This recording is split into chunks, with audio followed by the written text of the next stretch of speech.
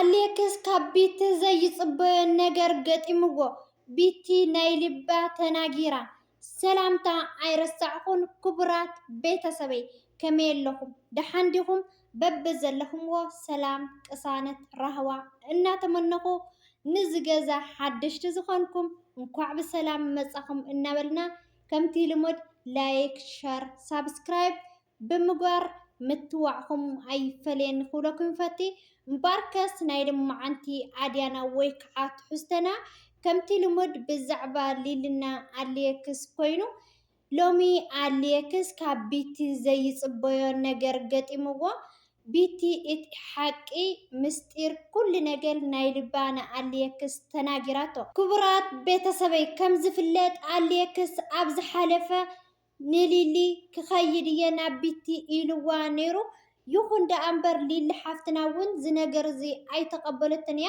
ምክንያቱ ተመሊስካ ናብ ሓዳርና ኢኻ ትእትያ ዘለኻ ካብ ጥፍኣትካ ክትምሃር ኣለካ ስለዚ ንምንታይ ኢኻ ናብ ቢቲ ክኸይድ እየ ትብለኒ ዘለኻ ኢላቶ ማለት እዩ። ይኹን ደኣ እምበር ብቲ ዝሓለፈ ቪድዮ ዝሰርሐቶ ኣነ ድቃስ ክረክብ ኣይከኣልኩን እየ ስለዚ እዛ ቆልዓ እዚኣ ሓደ ነገር ተኮይና ወይ ከዓ ዓርሳ ተጥፊኣ ንዓና ኢና ትሓተቲ ስለዚ ኣብዚ ሕጂ ሰዓት ኣብ ጎና ክኸውን ኣለኒ ኢልዋ ነይሩ። ይኹን ደኣ እምበር ሊሊ ሓፍትና ደሞ እዚ ነገር እዚ ኣይምልከተናን እዩ ኣንሕና ብዛዕባ ሓዳርና ብቻ እዩ ዝምልከተና ስለዚ እዛ ቆልዓ እዚኣ ሰብኣይ ማታ ዘይወሰደት እምበር ካሊእ ሕማም የብላ ጻምእ የብላ ኢላ መሊሳትሉ እምበኣርከስ ክቡራት ቤተሰበይ አሌክስ ኣብዚ ሕጂ ሰዓት ብቢቲ ሓፍትና ብጣዕሚ እዩ ተጨኒቁን ሓዚኑን ዘሎ ማለት እዩ። ምክንያቱ ቢቲ ሓፍትና አሌክስ ዝጠርጠሮ ጉዳይ ኣሎ ማለት እዩ። እዚ ጉዳይ እሱ ደሞ ብጣዕሚ ሓያል ዘሰንብድ እዩ። እዚ ነገር እሱ እንተኮይኑ ግን ከም ዘይውዕሎ ይፈልጥ እየ እናበለ እዩ አሌክስ ማለት እዩ። እምበኣርከስ ክቡራት ቤተሰበይ ቢቲ ሎሚ ብጣዕሚ እያ ናይ ልባ ተናጊራ ዘላ ማለት እዩ። አሌክስ ደሞ ዘይተጸበየ ነገር ኮይኑዎ ብጣዕሚ ሰንቢድን ከቢድ ውሳነ እዩ ወሲኑ ዘሎ ማለት እዩ። ስለዚ ክቡራት ቤተሰብ ሕጂ እውን እዚ ቪድዮ ብላይክ ጀምርዎ እስካብ መጨረሻ ሰሚዕኹም ኣዳሚፅኩም ሃናፂ ርእይቶኹም ኣቐሙጥለይ ክብለኩም ይፈቲ። እምበኣርከስ ክቡራት ቤተሰበይ እዚ ነገር እዚ ብጣዕሚ ንሊሊ ኣብ ከቢድ ጭንቀት እትይዋ ኣሎ።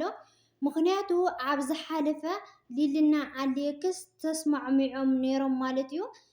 ይኹን ደኣ እምበር ሕጂ አሌክስ ግልብጥ ኢሉ ክኸይድ እየ በቃ ኣብ ጎና ክኸውን እየ ኣብዚ ሕዚ ሰዓት ስለዝበላ ብጣዕሚ እዩ ከቢድዋ ዘሎ። ምክንያቱ ዘይተረዳእናላ ነገር እዛ ቆልዓ ኣሎ ኣብ ከቢድ ጭንቀት እያ ዘላ ከም ጓል ኣንስተይቲ መጠን ነገራት ክርድአኪ መንኩሪ ይብላ ኣሎ ማለት እዩ። ግን ደሞ ሊሊ ሓፍትና እንድያም ብዙሕ ግዜ ተረዲአያን ተጸሚመያን እየ ምክንያቱ እዛ ቆልዓ እዚኣ መስረጃ ገይረ እውን ከኽስሳን ክእስራን ይኽእል እየ ስለዚ ንስኻ እንታይ ኢኻ ትኸውን ዘለኻ ኢላ ሓሳባ ሂዋቶ ማለት እዩ። ኣነ ብወገነይ ኣብ ባዕለይ ክበፅሕ ዘይደልዮ ነገር ኣብ ሰብ ክበፅሕ ኣይደልን እየ እዚ ስለ ዝኾነ እየ እስካብ ሕጂ ተዓጊሰያ ዘለኹ እምበር ኣብ ሓዳረይ ኣትያ ረቢሻትኒ ከምኡ እውን ኣብ ገዛይ መፅያ እውን ኣፈራሪሓትኒ እያ እናበለት ሊሊ ሓፍትና ማለት እዩ።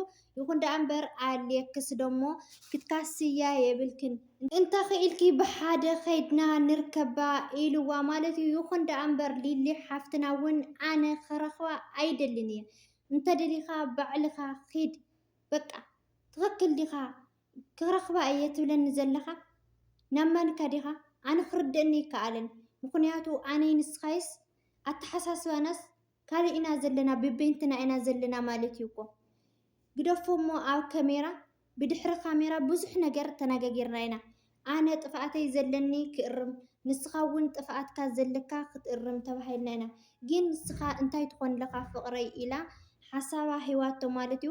ግን ደሞ አሌክስ ከምቲ ትፈልጥዎ ግልብጥ እዩ ዘሎ ኣብዚ ሕጂ ሰዓት ማለት እዩ። ምክንያቱ አሌክስ ኣብ ዝሓለፈ ከም ዝፍለጥ ሓዳረይ ናብራየ እዩ ዘገድሰኒ ካብ ድሕሪ ሕጂ ረሓቐለይ ብሎክ ክዓፅየኪ እየ ኢልዋ ማለት እዩ። ሕዚ ተመሊሱ ደሞ ኣነ ሂወተይ ከጥፍእየ ንዓኻ ተዘይረኸብኩኻ ስለ ዝበለቶ ከይዱ እዩ ረኺብዋ ዘሎ ማለት እዩ። ክቡራት ቤተሰበይ እዚ ነገር እዚ ደሞ ብጣዕሚ ከቢድ እዩ። ኣብዚ ሕጂ ሰዓት ኣሌክስ ንቢቲ ሂወታ ንኸይተጥፍእ እዩ ኣብ ጎና ክኸውን እየ ዝብል ዘሎ ማለት እዩ። ግን ደሞ ቢቲ ሓፍትና እዚ ትክክለኛ ውሳነ ኣይኮነን እዩ ዓርስኻ ምጥፋእ ማለት እዩ። ሊሊ ሓፍትና ደሞ ኣነ እየ ዝተወደልኩ ስለዚ ኣነ ተበዲለ ንሃለኹ ተመሊሰ ሰላም 2 መዓልቲ 3 መዓልቲ ሰላም ረኺቡናስ ተመሊስካ ላፍቲ ዝነበረ ጥፍኣትካ ኣትየ ኣይበሃልን እዩ። ስለዚ ንምንታይ ኢኻ ጥፍኣትካ ዘይትእረም እያ ትብሎ ዘላ ኣሌክስ። ግን ኣሌክስ ጥፍኣቱ ክእረም ኣይደልየን ካብ ዝሓለፈ ክመሃር ኣይደልየን እዩ እና ክቡራት ቤተሰብ እዚ ነገር እዚ መብዛሕትኦም ክድገም የብሉን። ኣሌክስ ብትክክለኛ መንገዲ ኣይትኸይድን ዘለኻ ግደፍ ሓዳርካ እዩ ንኣኻ ሓዳርካ ምክንያቱ ንስኻ ቆልዓ ኣይኮንካን ካብ ሕጂ ወሊድካ ኢኻ ዘሚድካ ኢኻ ኢሎምዎ ማለት እዩ። ግን ደሞ ኣሌክስ ክርድኦ ኣይከኣለን እዩ። ሕዚ እውን ኣነ ቢቲ ካብ ጎና ክፍለ ኣይደልን እየ ቅድሚ ሕዚ ብትክክል መፅያ ናብ ገዛይ ኣይደልየክን እየ ኺድ ኢለያ እየ።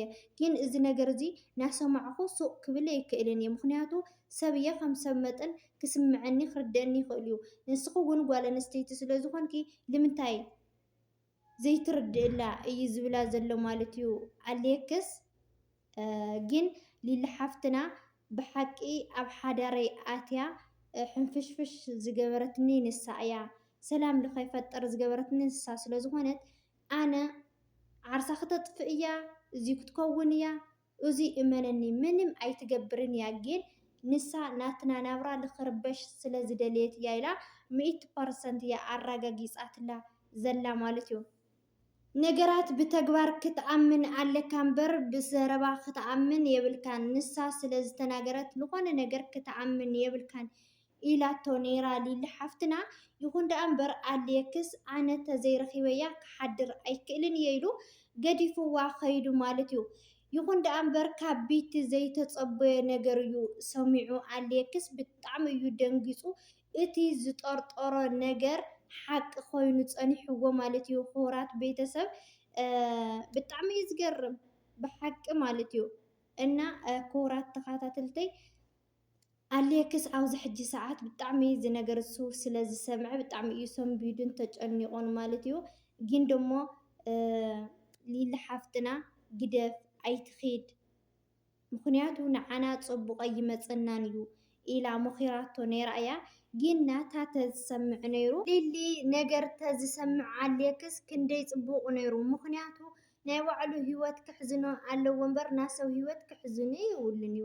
ስለዚ ቅድሚ ቀዳድም ናይ ባዕሉ ሓዳር ናብራ ከስተኻኽል ኣለዎ እየ ክብል ዝኽእል ማለት እዩ። እምበኣርከስ ክቡራት ቤተሰበይ ኣሌክስ ኣብዚ ሕጂ ሰዓት ብጣዕሚ ብጣዕሚ ብጣዕሚ እዩ ነገራት ዝጋላበጥ ዘሎ። ሊሊ ሓፍትና ደሞ እዚ ባህርያት እዚ ክትፃወሮ ኣይከኣለትን ዘላ ማለት እዩ። እምበኣርከስ ክቡራት ቤተሰበይ ናይ ሎማዓንቲ ዝነበረና ትሕዝቶ እዚ ይመስል ነይሩ። ብዝቕፅል ብኻሊእ ትሕዝቶ እስካብ ንመፅእ ስሰናይ ንዓኹም እናበልኩ ይፈትወኩም እየ። ሰናይ ቅንያት